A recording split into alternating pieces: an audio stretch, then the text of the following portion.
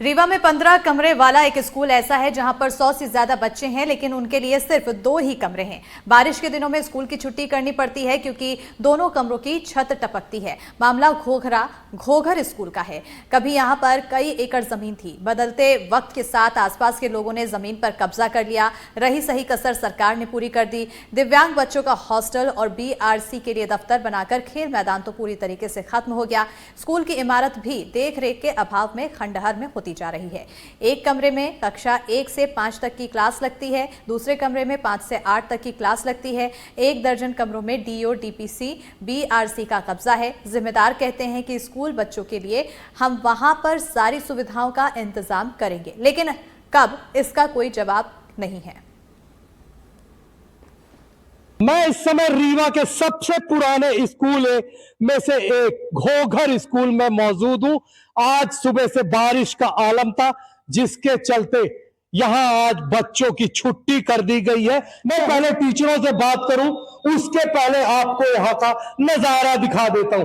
मैं इस समय आपको यहां पर एक क्लासरूम में ले चला हूं। क्लासरूम के बाहर पहले आप नजारा देखिए, उसके बाद क्लासरूम के अंदर आइए। यहां पर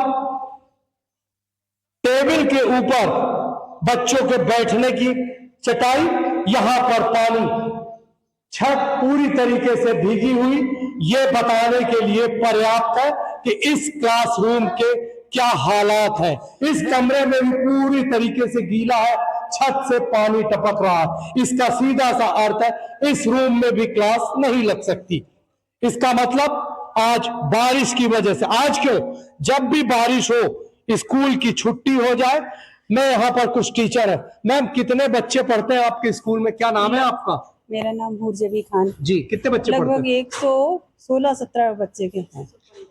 115। जब बारिश होती है तो हालात कुछ ऐसे ही होते हैं? जी सर। आपके यहाँ कितने, आपके बच्चों को बैठने के लिए कितने क्लासरूम है? केवल 2 कमरे हैं। एक कमरे में 1 से 5 बिठा रहे हैं और एक कमरे में 6 से 8 बिठा रहे हैं। किताबें यहाँ रखी हुई हैं, पानी में भीग रही हैं।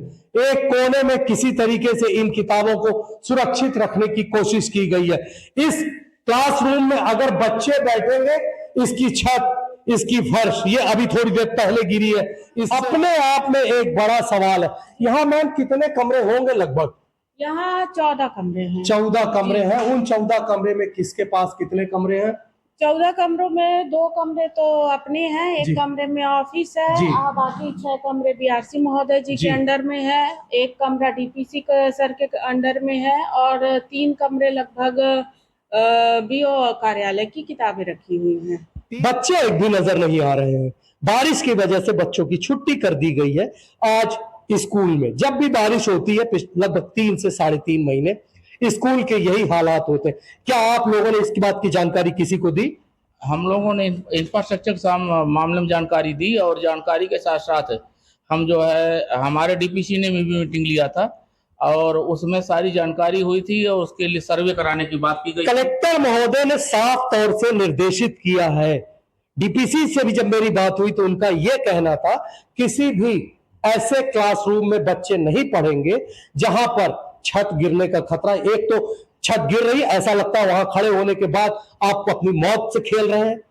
जी, इसके लिए हम रिस्पॉन्सिबल नहीं है सर। आप तो नहीं है निश्चित रूप से, लेकिन यहाँ के हालात तो ऐसे हैं ना। तो अब हालात तो आपको दिख ही रहा है। हाथ कंगन को आरसी क्या, हाथ कंगन को आरसी क्या, पूरी मैं कर देता हूं, पढ़े लिखे को फारसी क्या।